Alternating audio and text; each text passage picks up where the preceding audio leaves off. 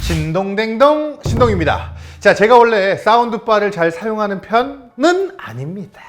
TV는 보통 집에서 가장 넓은 거실에서 사용하게 되는데, 사운드바가 아무리 좋다고 해도 이 길쭉한 하나의 기기에서 내봤자 이게 한계가 있을 수밖에 없잖아요. 사운드바는요, 구조적으로 좋은 스피커가 될 수 없는 조건들이 솔직히 너무 많아요. 일단 각각 다른 역할을 하는 개별 스피커 유닛이 너무 가깝게 붙어 있습니다. 정말 간단한 스테레오 스피커만 봐도 보통 TV 양옆으로 쭉 레프트, 라이트, 레프트, 라이트 스피커를 두고 물리적인 구분감이 확보되잖아요. 하지만 사운드바의 경우 두 개의 스피커의 물리적인 거리에 한계가 있을 수밖에 없다는 거죠.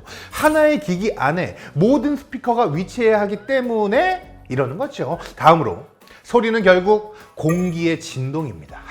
똑똑해 보이지? 자, 이 진동을 다른 역할을 하는 스피커 유닛들이 만들면서 다른 유닛에게 영향을 줄 수밖에 없습니다. 즉, 우퍼가 강력하게 저음을 둥둥둥, 베이스, 둥둥. 나 요즘 영어 배서 그래. 베이스. 이 진동이 고음을 내는 트위터에 영향을 줄 수밖에 없는 거죠. 결국은 하나의 기기로 만들어져 있으니까 뭐 굳이 이런 어려움을 극복해내면서 사운드바를 쓰는 게 의미가 있냐 이거지. 그게 무슨 의미가 있니? 그래서 절대 잘 안 쓰게 되었던 것 같습니다. 자, 그런데요, 참 이런 하드웨어적인 한계에도 불구하고 정말로 사운드바를 찾지 않을 수 없는 상황이 또 존재한다 이 말이야. TV 두께가 점점 얇아지잖아요. 베젤 사이즈도 줄어들고 있고, 그래야만 하는 디자인으로 점점 가고 있는 거죠. 그런데 이러다 보니까 TV 내장 스피커는 점점 더 만족하기 어려워지게 된다는 거죠. 자, 이거 기억날지 모르겠는데 옛날 TV는 스피커가 달려있는 경우가 많았어요. 아래에 있기도 하고, 뭐 더 예전에는 좌우 스피커 부분이 따로따로 있었어. 그런데 지금은 스피커가 전면에 보이면 안 되니까 뒤쪽으로 향하게 돼 있어. 아니면 뭐 이렇게 아래쪽? 이렇게 설계가 돼 있는데 당연히 더 좋을 수가 없는 겁니다. 즉, 지금 출시되는 TV를 사서 내장 스피커로 소리를 듣는다는 것은 화질 대비 지나치게 떨어지는 사운드를 듣고 있다는 걸 의미하는 거죠. 자, 우리가 패널과 화질에만 포커스를 맞추고 있는데 TV를 구입하면서 반드시 사운드 시스템에 대한 고민이 되어야 한다는 겁니다. 그런데 문제는요, 스피커 다수를 연결해야 되는 게 쉽지 않다는 점. 저조차도 요새는 그냥 쉽게 사운드바를 쓰자고 생각이 드는데, 자, 원하는 스피커를 쓰려면 앰프 따로 설치해야 되고 선 연결이 워낙 많아서 선 정리도 쉽지 않고, 여기에 만약 스피커나 앰프 좀 바꿔야겠다 생각이 들면 이거 골치가 아파지는 거지. 자, 그래서 사운드바는 구조적인 한계에도 불구하고 명확한 니즈 존재하기 때문에 이렇게나 인기가 많을 수밖에 없는 겁니다. 자, TV랑 HDMI 선 하나만 연결하면 모든 사운드 시스템이 끝난다는 점, 그리고 TV를 올려놓는 TV 선반이나 벽걸이에 함께 마운트만 하면 되기 때문에 설치 공간에 대한 부담이 없다는 거죠. 저조차도 이런 필요 때문에 사운드바를 이걸 안 쓸 수가 없다는 거야. 그래서 이 드비알레 디온으로 고르는 과정은 그렇게 어렵지 않았습니다. 리뷰 찾아보면서 제가 늘 애용하는 끝판왕 키워드 몇 번 쓰니까 자연스럽게 결론이 났어요. 자, 이번에 드비알레 제미니 2 리뷰하면서도 기존에 익숙한 팬텀이 아닌 이어폰에서도 드비알레가 참 좋은 모습을 보여준다는 생각이 들었잖아요. 자, 결국 사운드바도 가장 먼저 써보고 싶은 모델이 바로 이 드비알레 디온이라는 거야. 자, 이번에도 직접 구매하기 전에 문의드리니까요. 아유, 감사합니다. 또 신동댕동 전화만 하면 또 이렇게 제품을 보내주시니까 정말 감사합니다. 땡큐. 가장 궁금했던 부분이 센터에 있는 동그란 오브였는데요. 진짜 기발하다고 생각했던 것이요. 안 그래도 저도 벽걸이로 방에 추가로 TV를 설치하려고 하다 보니 사운드바를 어떻게 거치해야 하는가 이런 게 좀 고민이잖아요. 보통은 바닥에 내려놓는 방향 그냥 그대로 이렇게 그냥 부착하게 되고, 그러면 TV보다 사운드바가 툭 튀어나와. 여기도 좀 별로고, 이걸 오브 방향을 통해서 세워서 사용하거나 아니면 눕혀서 사용하더라도 완전히 동일한 사운드를 낼 수 있는 게 신기하면서도 대단하다는 생각이 들었습니다. 전체적인 디자인을 보면 패브릭과 알루미늄 소재가 적절히 잘 섞여서 역시나 DBL의 제품답게 뛰어난 마감이 인상적입니다. 자, 가장 궁금했던 오브와 또 주변에 살짝 곡면으로 이뤄진 라인이 상당히 과감하다는 느낌이 들고요. 컬러나 소재로 주는 포인트보다 이렇게 곡면 라인으로 포인트를 주는 방식, 그냥 보기에도 돈 좀 썼는데 이거 좀 비싸 보이는 이런 큰 역할을 하지 않나 싶어요. 자, 드비알레 모든 제품들이 사실 상당히 비싼 프리미엄 오디오 기기로 알려져 있습니다. 근데 막상 하드웨어를 하나하나 뜯어보고 나면요, 이렇게 만들려면 이런 가격이 될 수밖에 없겠구나 싶은 게 특징이라는 거죠. 사운드바 역시 크게 다르지 않습니다. 이걸 어떻게 알 수 있냐면요, 그냥 들어보기만 해도 알 수 있습니다. 그냥 보기에는 다른 사운드바와 크게 다를 바가 없이 똑같이 생겼어요. 근데 들어보는 순간 아유, 깜짝 놀래요. 거기다가 무게가요 12kg입니다. 와, 이게 어느 정도라고 설명을 해야 되냐면, 제가 좋아하는 오디오 브랜드 중에 하나인 제나이저, 여러분 제나이저 아시죠? 제나이저에서도 상당히 하이엔드 사운드바가 나오거든요. 그 무게가 6kg 조금 넘어요. 그런데 이게 12kg야. 뭐 쇠붙이를 넣어놨나, 돌을 넣어놨나, 이게 궁금해진다는 거지. 총 17개의 드라이버가 이 안에 있습니다. 9개는 플레인지 알루미늄 드라이버, 그리고 8개는 알루미늄 서브우퍼로 구성돼서 이게 24Hz부터 21,000Hz까지의 음역을 재생하면서 920W 최대 출력, 101dB의 볼륨을 내는 진짜 괴물 중에 괴물, 몬스터 오브 몬스터. 돌비 애트모스 지원을 하는데요, 17개의 드라이버가 5.1.2 서라운드 채널을 구성합니다. 제가 간단히 이 서라운드 채널에 대해서 설명을 또 해드릴게요. 5.1.2 이런 식으로 3개로 구성된 숫자를 본 적 여러분 있으시죠? 제일 앞에 있는 숫자는요, 내 머리와 동일한 높이에서 몇 가지 방향의 소리가 나오는지 요겁니다. 여기서 5니까요, 내 머리와 동일한 높이에서 5가지 소리가 나온다는 의미죠. 그리고 두 번째 숫자는 우퍼를 의미합니다.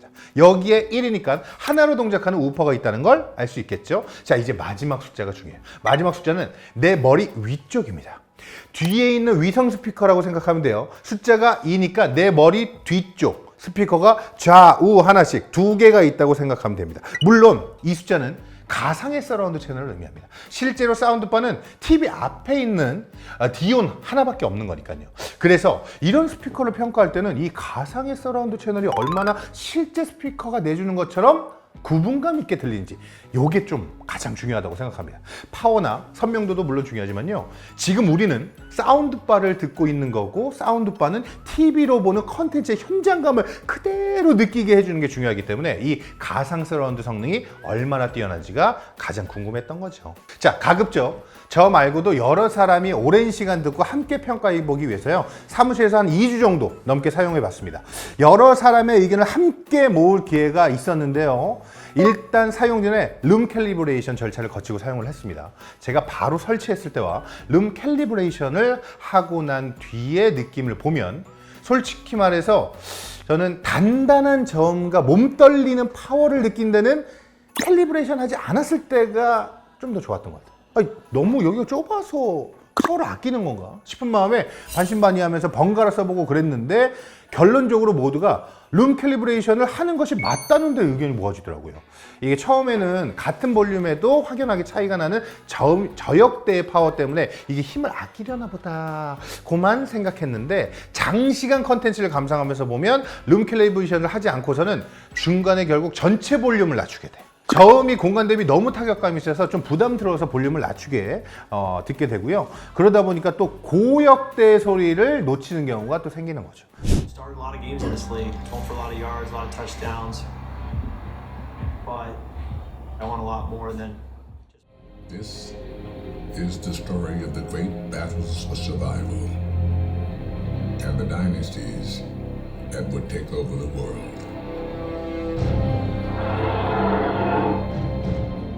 반대로요, 룸 캘리브레이션을 할 경우에는요, 볼륨 레벨을 안정적으로 유지합니다. 전체 컨텐츠를 감상하는데 일단 무리가 없고요, 다양한 음역대 소리를 골고루 좋은 밸런스로 들을 수 있어서 이게 더 좋았다는 거죠. 이 부분은 실제로 사용하시는 분들 꼭 전후 비교하면서 컨텐츠 전체를 한번 보고 결정을 하시면 좋을 것 같아요. 그리고요, 중요한 가상 서라운드 효과에 대한 이야기를 해봐야겠죠. 자, 이 부분에서는 단일 사운드바로 들어본 소리 중에서 가장 최고로 이때까지 한 번도 못 들어본 것 같아요. 공간감이 잘 느껴진다. 이거 네, 확실할 수 있습니다. 제가 사운드바에 거부감이 있었던 이유가요, 왜냐면 그냥 TV 앞에 소리가 한 방향으로 나오는 거잖아. 그냥 이렇게만 나오는 정도의 느낌밖에 주지를 못하는 거예요. 딱히 큰 의미가 있나 싶었던 건데, 드비알레 디온의 경우는요, 적어도 저한테 그 현장 가운데 있는 느낌을 충분히 줬다고 얘기할 수 있습니다. 컨텐츠를 보면서도 그렇고, 음악을 듣고 있을 때도 무대 밖에서 듣는 느낌보다는 함께 연주하는 무대 위에 있는 듯한 이런 공간감, 이거 전달이 된다는 거죠. 이거 진짜 놀랬고요. 이건 저뿐만 아니라 회사 식구들 모두 하나같이 공감한 부분입니다. 그런데 저는 여기서 하나 꼭 말하고 싶은 부분은, 그렇다고 이게 머리 위에 실제 위성 스피커를 단 세팅과 비교할 건 절대 안 된다는 거지. 뭐 예를 들어서 누가 뒤에서 총을 쏘는 장면이야. 깜짝 놀라서 진짜 쏜 거. 이거는 하지만 이건 제가 써봐서 아는데, 위성 스피커 사용하면 진짜 너 뒤에 누구 있는지 안다. 너 무서운 영화 혼자 보지 마라. 진짜 네 다리 잡아간다. 조심해라. 자, 그런 측면에서 진짜 이 올인원 스피커가 만들어내는 공간감과 구분감이 어마무시하다는 거예요. 진짜 DBR레는 그냥 오디오 브랜드가 아니라 과학자 같은 그런 브랜드라고 할 수 있습니다. 저의 사운드바에 대한 회의적인 생각, 어쩔 수 없이 사운드바를 쓸 수밖에 없는 미친 편의성, 또 그 한계를 DBR레는 어떻게 극복하고 있는지 위주로 이야기를 해봤는데요.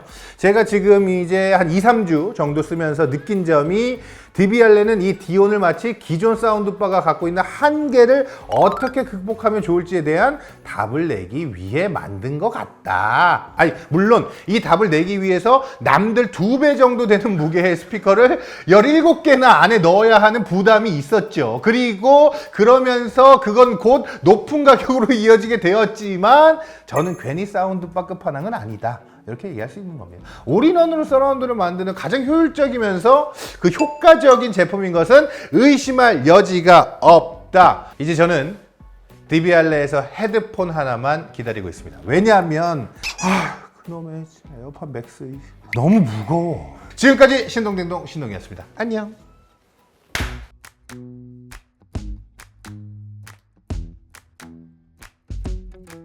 With you, the sun is shining 24/7.